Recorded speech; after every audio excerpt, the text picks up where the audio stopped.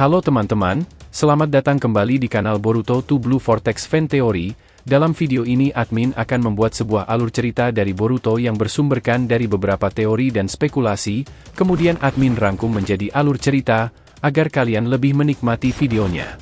Jadi, kalau begitu langsung saja kita ke videonya, tapi sebelum itu tonton dahulu video kita sebelumnya yang ini, dan jangan lupa juga untuk like, subscribe, dan share, serta bantu kami menuju 5.000 subscriber. Jika sudah, ayo kita lanjutkan alur cerita teori Boruto 2 Blue Vortex ini.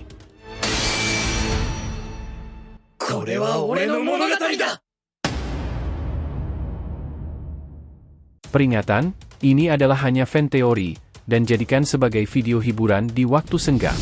Boruto episode 296 bagian ke-34, itu bukan Kurama. Adegan dimulai dengan kedatangan Boruto yang tiba di medan pertempuran, siap untuk menghalau Jura dan Hidari. Dengan sigap, Boruto sudah mengaktifkan Uzuhiko-nya yang menyelimuti seluruh tubuhnya, menunjukkan kesiapan dirinya dalam menghadapi ancaman yang ada. Namun, Hidari tidak menyia-nyiakan kesempatan untuk menyerang, mengarahkan serangan Chidorinya menuju Boruto dengan kecepatan yang sangat cepat. Namun, Boruto dengan cepat menghalau serangan itu dengan menggunakan rasengannya sendiri. Terjadilah ledakan besar karena kedua teknik tersebut saling bertabrakan, menciptakan kekuatan yang menghancurkan. Dalam momen keheningan setelah ledakan, Boruto mengungkapkan kebingungannya. Dia, apa yang terjadi? Kenapa dia semakin kuat? Ini terasa berbeda dari pertarungan kita sebelumnya. Dengan pertanyaan itu, Boruto menyadari bahwa musuhnya telah mengalami peningkatan kekuatan yang signifikan sejak pertemuan terakhir mereka. Diperkirakan bahwa entitas para Shinju akan terus mengalami penambahan kekuatan seiring waktu, karena mereka terus belajar dari setiap pertarungan yang mereka alami sebelumnya. Meskipun dapat dikatakan bahwa Shinju mirip dengan Biju karena keduanya merupakan pecahan dari Jubi, namun sebenarnya mereka berbeda secara signifikan. Di mana Biju dipisahkan oleh teknik Hagoromo, Shinju dipisahkan oleh Code yang secara tidak langsung menggunakan kekuatan dari Shibai, sang God of Otsutsuki, secara tidak langsung. Oleh karena itu, dapat dipastikan bahwa kekuatan yang dimiliki entitas Shinju jauh melampaui kekuatan Biju, bahkan mungkin sudah setara dengan Otsutsuki sendiri. Boruto bergerak dengan kecepatan yang luar biasa dan menyerang Hidari dengan Kusanaginya, namun serangannya dengan cepat dihalau oleh Jura menggunakan teknik kayunya. Akibatnya, Boruto terjebak dalam jeratan pohon dari teknik kayu Jura, membuatnya tidak dapat bergerak. Dalam keadaan terjebak, Boruto merasa frustasi dan berkata, "Sial, aku terjebak." Namun, dia segera menemukan jalan keluar ketika salah satu tangannya masih bebas dari jeratan pohon, memungkinkannya untuk meluncurkan Kusanaginya dan menggunakan teknik Hiraishin untuk berpindah ke lokasi senjatanya.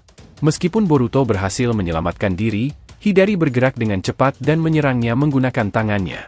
Boruto mencoba menghalau serangan itu dengan menyilangkan tangannya, namun serangan tersebut begitu kuat sehingga membuatnya terpental sedikit. Setelah melihat Boruto terpental, Hidari segera melihat kesempatan untuk melancarkan serangannya. Dengan cepat, ia kembali menggunakan Chidorinya dan mengarahkannya langsung ke arah Boruto, yang kesulitan untuk menghindar. "Sialan," serunya dengan frustasi saat dia berusaha mengelak. Namun, tiba-tiba, sebuah kobaran api besar muncul, menghalangi serangan Hidari. Itu adalah Sarada yang datang tepat pada waktunya bersama Sumire, menyelamatkan Boruto dari bahaya. "Terima kasih, Sarada. Kau menyelamatkanku," ucap Boruto dengan rasa terima kasih. Sarada menjawab dengan sederhana, "Tidak masalah.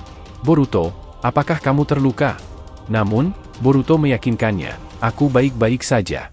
Dari atas, Jura mengamati situasi dengan antusias, berkomentar, "Ini semakin menarik saja. Mereka semua berusaha membantu Boruto. Namun, kalian bukanlah lawan sebanding bagiku." Dengan nada percaya diri, ia menunjukkan bahwa tantangan yang dihadapi oleh Boruto dan teman-temannya tidak akan mudah bagi mereka. Jura dengan cepat menggunakan kembali teknik kayunya, tetapi Sumire dengan cepat bereaksi dengan menggunakan Suiton Suireiha untuk melawan serangan Jura. Tembakan air yang kuat dari Sumire mampu memotong teknik kayu Jura dengan mudah. Boruto, Sarada, dan Sumire berdiri bersebelahan, menunjukkan kesiapan mereka untuk menghadapi Jura dan Hidari. "Ini akan sulit, tetapi aku membutuhkan bantuan kalian untuk memaksa mereka mundur dari desa," ujar Boruto dengan tegas, sementara Sarada dan Sumire mendengarkan dengan serius, siap untuk bertindak sesuai instruksi Boruto. Ini adalah momen pertama bagi Sumire untuk melihat entitas Shinju secara langsung, dan dia merasa terpukau oleh tekanan energi besar yang dipancarkan oleh Shinju tersebut, menciptakan perasaan aneh yang mengalir di dalam dirinya.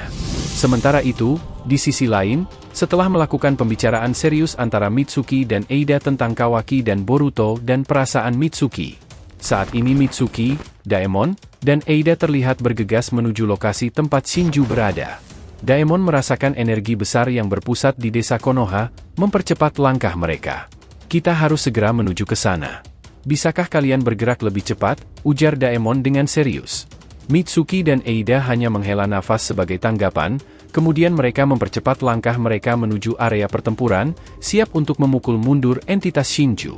Daemon dan Eida yang memiliki DNA Shibai, mereka bisa merasakan energi dari Shinju dalam radius tertentu, karena Shinju juga memiliki DNA Shibai, karena campur tangan Kon.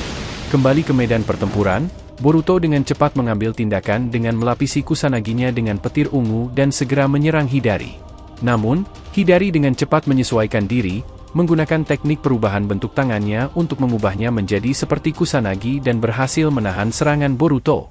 Sementara itu, Sumire bergegas untuk mendukung dengan menggunakan teknik airnya, namun upayanya langsung digagalkan ketika Hidari menyerap teknik Sumire dengan mata Rinnegan-nya.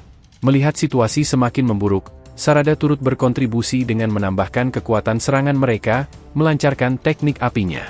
Namun, kali ini Jura dengan cepat menangkis serangan Sarada menggunakan teknik kayunya, menciptakan sebuah tameng raksasa yang membuat pertahanan mereka menjadi sangat kuat dan sulit ditembus. Pertahanan dari Jura dan Hidari saat ini sangat susah sekali untuk mereka tembus. Di sisi lain, Shikadai sedang memastikan kondisi Himawari. Shikadai bertanya, "Himawari, apa kamu baik-baik saja?" Himawa menjawabnya, "Aku baik-baik saja dan tidak terluka." Inojin dengan wajah khawatir berkata, "Sebaiknya kamu di sini saja dan menunggu, biar kami yang mengurus entitas aneh tersebut." Himawari juga menanyakan perihal kondisinya, "Apa yang terjadi denganku?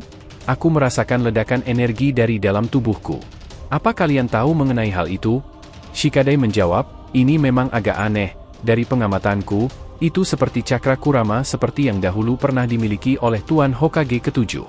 Himawari kaget mendengar jawaban dari Shikadai, merasa hal itu tak mungkin bisa terjadi, karena Kurama dan ayahnya Naruto Uzumaki sudah tiada. Tiba-tiba, Himawari merasakan detak jantungnya berdegup kencang, dan secara tiba-tiba dia terlempar ke dalam alam bawah sadarnya. Di sana, dia menemukan dirinya berada di sebuah lorong gelap yang terbentang panjang. Dalam kebingungannya, Himawari bertanya-tanya, "Hah, di mana ini?